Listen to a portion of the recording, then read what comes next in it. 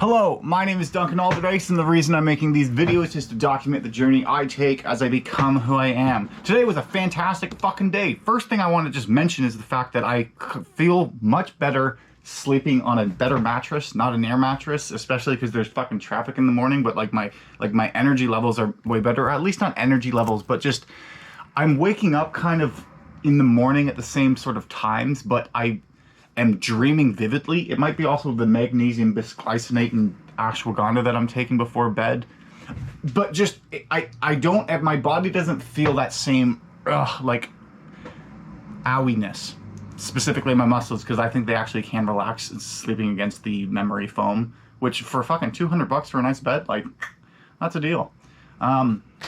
So first out of business, 45 dials on the day, low, but the day was still productive. So no LinkedIn messaging at all, and I kind of like getting back into this. 2 book demos, so very happy with that. Technically you could count it as 4, but the third one came from, like, there's like a guy who's emailing people on our behalf, and then this one moved forward, so then like I booked it, but I booked it meaning I filled out the demo booked form, not I booked in as in I did any work, so I'm not counting that.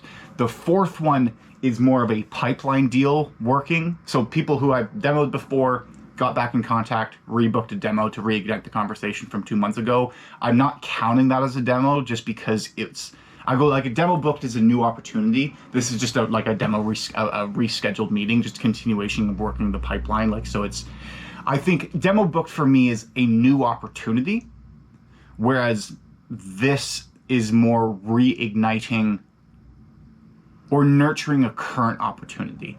If it's someone who I demoed in January, didn't go well, closed, lost, and then in April I booked them again, that feels like a book demo because it's a new opportunity, and sometimes like it's, hold on, I've been booked by,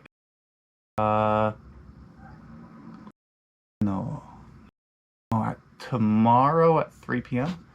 Is that tomorrow? Yeah, okay, cool. So now my 1 o'clock has, no, the 12th at 3 p.m. Oh. That's a good one. Okay, cool. So I just got really distracted there. No, that's also one that I have to consider, is someone who I have, we'll cross that bridge when we get there. Okay, Luna, not right now.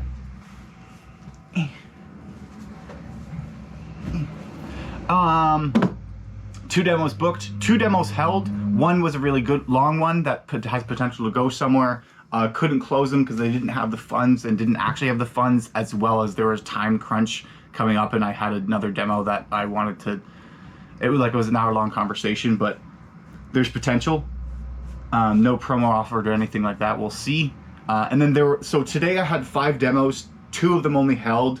One was a DQ, 1 held, but then the 3 no-showed me.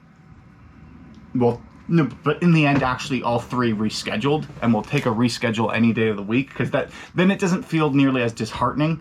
No deal closed, deals closed today, and I'm kind of getting frustrated because there's other people on the team who have closed like 7 or 9 deals, and I've only closed 4, despite me being in the lead. It's just because I have one big one, and then so it's kind of frustrating because I'm going like, this is my big month that I have that 10K deal closed.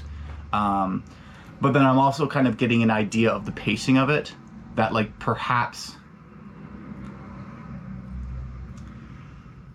I don't even know what I'm trying to say. Like maybe this week, maybe tomorrow's gonna be a big day. You never know. Like getting too micro with it and attaching your emotions to that may allow you to get volatile. Like if I look back to either of the people who have high deals closed at this point in previous months, at this point didn't have a high amount of deals closed, but still came out like doing well. So then it's a like month to month. It does depend.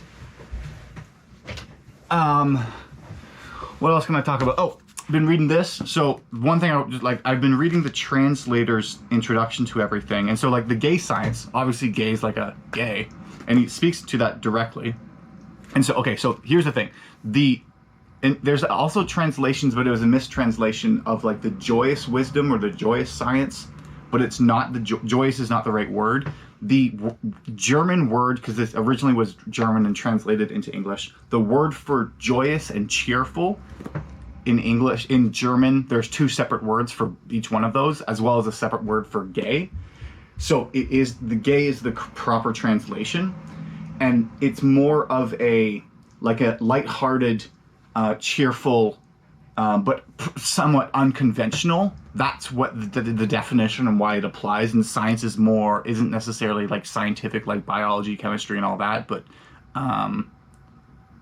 it's taking that scientific method and adding a unconventional and more lighthearted way, namely, and what I think it's going to get into more of what he's explaining is more into like adding a degree of poetry and interpretation or subjectivity. Again, right now I'm like on the still kind of learning the limits of it, but that's the main thing that I was glad, like I debated whether or not I wanted to read the translated introduction, but I'm glad I did, because it just gives more context to it.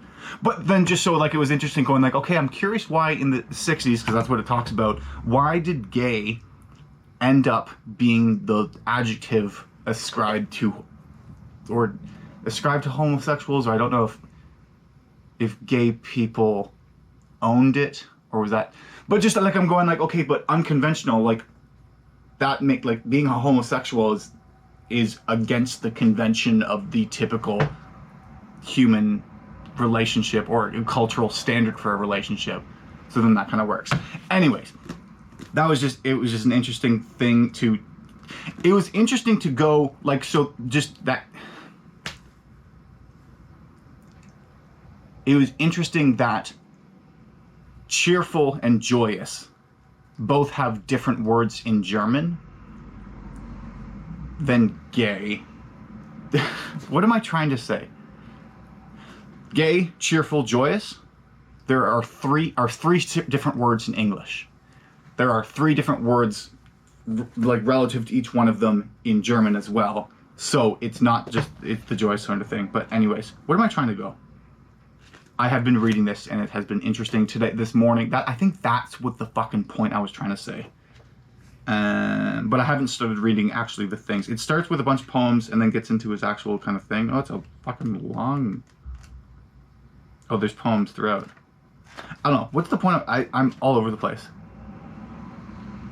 Oh, no, that's what I was going to say. I'm glad I took a Nietzsche course in university, so I have a bit more understanding of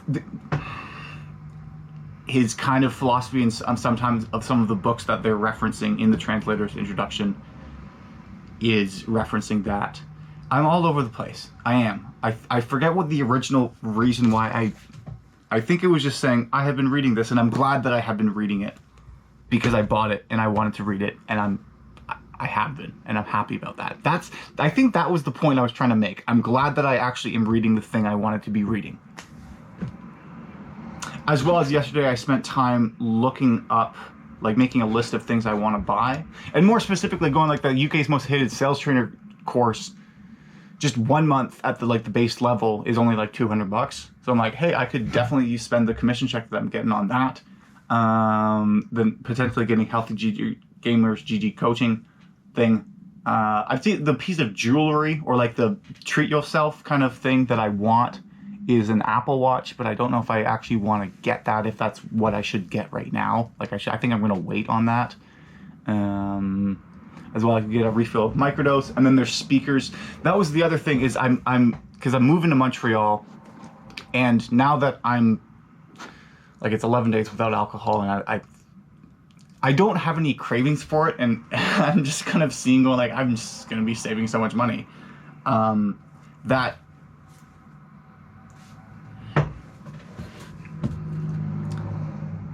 moving to Montreal, I want to move to a different environment to elicit a different set of behaviors. The environment I'm in right now is the same environment as when I was in university. So naturally I'm going to lean into those sort of behaviors, which I have been, which I kind of want to get away from. So then it's just a question of which neighborhood should I move into and how much should I try to pay for rent? And is it worth, should I focus on getting the cheapest apartment I can find, or maybe would it be worthwhile to get a more expensive one? And by expensive, I mean instead of less than $1,000 a month, somewhere between $1,000 and $1,500 a month. Just like a 1-bedroom or studio. Again, it's anything bigger than 150 square feet is going to feel like a mansion. But it maybe being in an environment where there's I'm surrounded by other people who are entering adulthood, who are working, that would facilitate the development in a better way, and is actually a good investment of money. That although it's like, oh, I could be saving more if I was paying less for rent, if I'm actively choosing to spend more to be in a better community environment, and although it's more expensive, I think it's worth spending the money. Because if I spend more money to live in a richer neighborhood, I don't even know if it's necessarily richer, but just not a student ghetto. That's more what it is, because I'm not a student anymore. And like nothing against the students, because I was one too, and it's a lot of fun, but that's not the point in life I'm at right now. Is that potentially spending more on rent, putting me in a better environment, would ultimately lead me into pursuing the goals that I have for myself more effectively, which may lead to making more money, offsetting the cost that it was right there. So it's like, think of it as an investment. And I also have to think, am I just trying to rationalize my way through that? But anyways, looking at it last night, it seems if my budget is somewhere between $1,000 and $1,500, I can find a nice place, which is a good thing. But that's that. Oh, also, and so this, what we'll end the day with is, oh, there's a fucking another one. So there is a reschedule and a reschedule. I need to get a new computer too.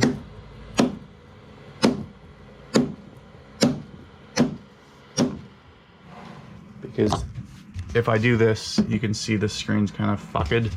That's all right. It's not always fucked. I just have to put like a screensaver on it and it reverses. What I would like to end this with is the demo I rescheduled and the other demo that with my pipeline that I scheduled for next week.